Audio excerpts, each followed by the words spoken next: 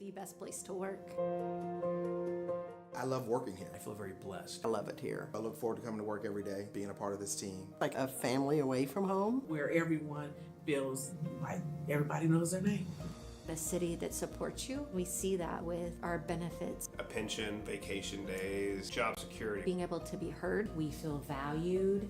We feel respected. Lee Summit is a very progressive city. It's growing, it's thriving. We have this drive towards not just doing a job, but doing it with a spirit of excellence. I had the opportunity to continue to grow, regardless of 30 plus years doing this kind of work. It's more than just dollars and cents. We're here really to give back. Providing a service to better our community. To go out and serve people. To be a part of something bigger than yourself.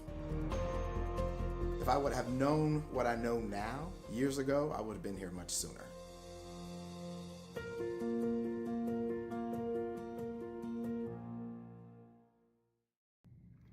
Hello, Lee Summit. I'm Jordan.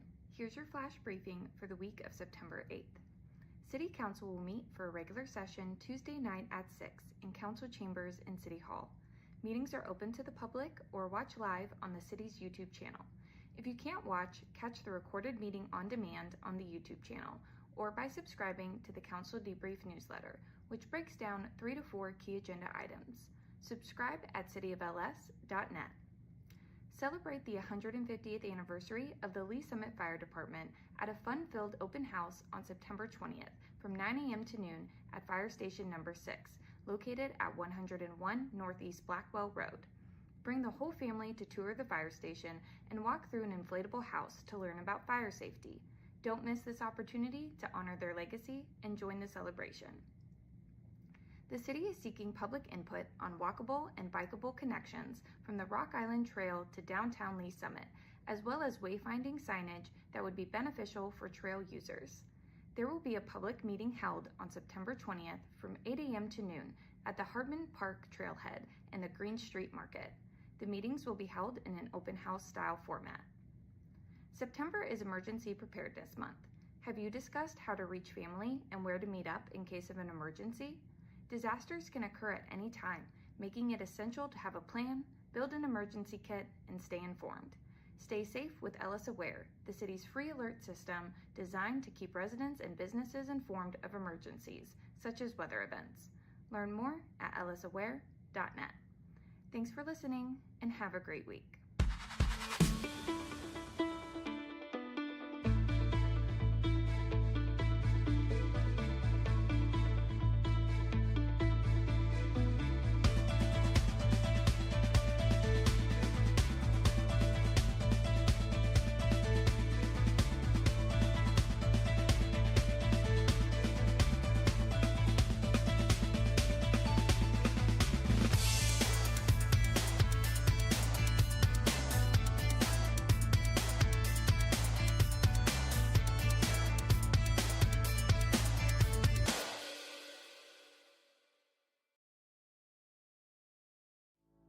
Traditionally, we think as police officers, those responding to law enforcement needs within the community. But honestly, we are there to serve our citizens, and our citizens do go into crisis. They do have mental health crises, and we're being called to those scenes on a regular basis. In order to help serve those citizens better, we did initiate the Crisis Intervention Team Program. These are officers that are specially trained to de-escalate crisis situations. Recently, we've brought co-responders onto the scene, licensed qualified mental health professionals housed within our police department, and they respond with those officers directly to those scenes where a crisis is occurring so they can interact with that citizen and get them the help they need right there on that scene. The co-responders are either a bachelor or master level in a behavioral health-related field. They wear plain clothes, they don't carry weapons or anything like that. I have a police radio that I listen to all day. Listen for, those key words: mental health, behavioral health, crisis. There's a lot of officers that just call for me. I have my own radio number. I also have the ability to self-dispatch to them and say 982 is en route. Officers en route, 914, Armstrong. So typically I arrive after they've made it safe. I'll make contact and get kind of the rundown, and then I just kind of jump right in. Like, hey, my name's Allison. I'm a mental health professional. I'm here to help you. I'm not here to take you to jail or arrest you. Sometimes all a person needs is a voice, someone neutral, someone outside that, can listen. I do a lot of safety planning, including family, their support network, who's close to you. If they're home alone, who can come over and hang out with you today? Can we lock away your sharps? Can we put up your meds? Do you need meds? Can we get you over to the urgent care to get you assessed for your medications? Some of them also are like, oh, I'm so glad you came. This made me feel so much better. Our main goal as co-responders is to, one, get people connected to the services that they need, and also divert from emergency rooms and jails. And they almost get a different view of the police responding. That lets me know you care and the officers care. Please, how can we help you? My husband has... In 2020, we had 722 mental health related calls for service. 2022, by that time, 1,479. These mental health related calls for service are increasing. How we're responding to that is increasing the number of crisis intervention team officers we have available, as well as the number of co-responders we have available to respond on these calls. So what I think is important for the community to know about the co-responder program is that we're here, we exist. All you have to do when you call 911 is ask for us. You know, say, hey, I want a co-responder to respond to this crisis, and we'll go. I was really struggling about 8 years ago on my personal journey with mental health, and I met some amazing social workers and amazing programs that have helped me get to where I am today. I really couldn't see myself doing anything else. We want to help, and that's what we love to do. So I had a client, we got a call, she had some suicidal ideations, and she really felt that she had nobody. And and getting to know her story and getting to know who comes around and sees you, well, then we found a support person and they responded immediately. And we made a plan. I called back and checked on her in an hour, and then I checked on her in 2 hours. We were able to get her into the additional services to where she talks to someone every week or more. I just took a person that really just thought they had nobody and nobody would show up for them, and show them you do. And you'll be amazed who is in your corner if you just simply say, I need a little help.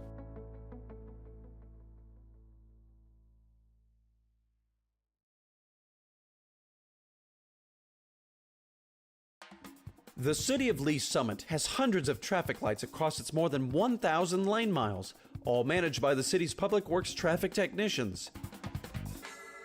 The work happens inside those metal boxes on the side of each intersection. Inside, technicians program a device called the controller. The controller communicates directly with each signal head via underground wires, telling each light when to turn on and off based on a programmed cycle. City traffic engineers design this cycle to allow traffic to flow as efficiently as possible for that particular intersection. In order to best match current traffic patterns, they install something called a detection system. Detection systems have taken many forms over the years, from sensors in the pavement to radar boxes. But in Lee Summit, they primarily consist of cameras, which workers mount above the traffic signals. These cameras don't record video or your speed. Instead, they monitor the spaces at the front of the intersection and identify when a vehicle is present in a specific spot. Once a vehicle is identified, the detection system sends a message to the controller, which then adapts its standard cycle to best serve the cars that are present. The pedestrian button works in a similar way. When the button is pressed, the controller receives a signal, requesting that it allow that section of the pedestrian walkway to go, which it then inserts into the signal pattern. Technicians also install something called a conflict monitor. The conflict monitor is a device in which they program all the potential patterns of lights that would lead to a collision.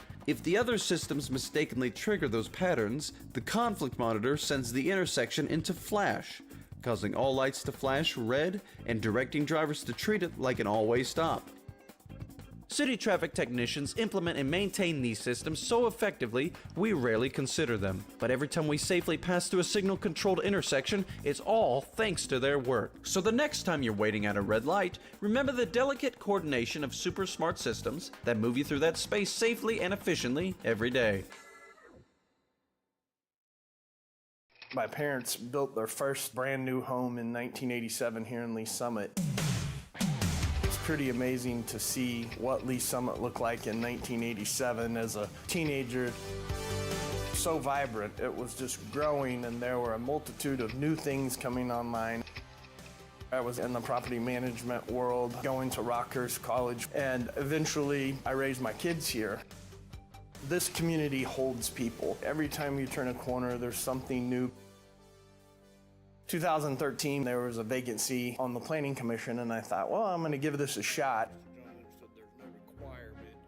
When you're on the Planning Commission, the decisions that you're making are recommendations. Are they following our UDO? Does it fit in our comp and strat plan? When it gets to the council, that's the big decision. I served on the Planning Commission up until February of 2025. All right, raise your right hand. I state your name. I, Donald Funk. Do solemnly swear. The first few weeks here was an eye-opener. These are big projects. We're making decisions for a lot of people. Is this the right project for our community? Does it fit? Does it serve the needs of our community? We can look back and see what's been done. I mean, it's incredible when you see Paragon Star coming out of the ground, Oldham Village starting to come online, Buhai Drive Athletic Facility, Discovery Park, streets of West Pryor, 291 North and 50 Highway, our Farmers Market, the Green Street Project. You look at our downtown. My wife and I, we had the opportunity to visit a small town in Florida that was revamping their entire downtown. I met a guy and he said, "Where are you from?" And I said, "Lee Summit, Missouri." And he's like, "Oh my gosh, they're modeling our downtown off of what you guys have done." We're recognized nationally.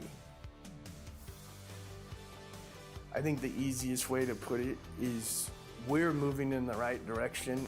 A safe, vibrant, happy community. And my hope and my reason for doing this is because I want to keep that hope and dream moving forward.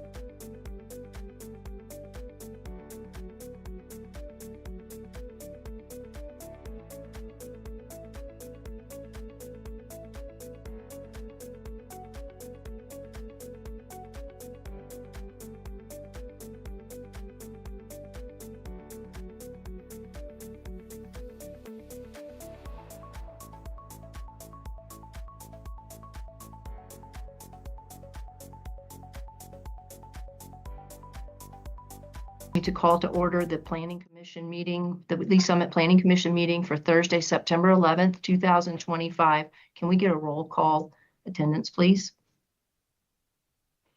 Ed Yerington. Here. Sherry Frazier. Present. Jake Lovelace. Terry Trafton. Present. Dana Arth. Present. Jessica Greneau. Present. Tanya Jonaford. Present. Chip Tazinski. Present. Randy Benbrook. Here. All right, thank you. Can I get a motion to approve the agenda for this evening? Chair, I move to approve the agenda. Okay, a second? Second. Second. All right, we have a motion and a second. Can we get a roll call vote on that, please? Ed Yerington.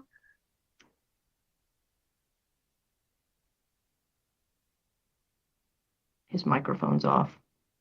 Sorry. Yes. Sherry Frazier. Yes. Terry Trafton.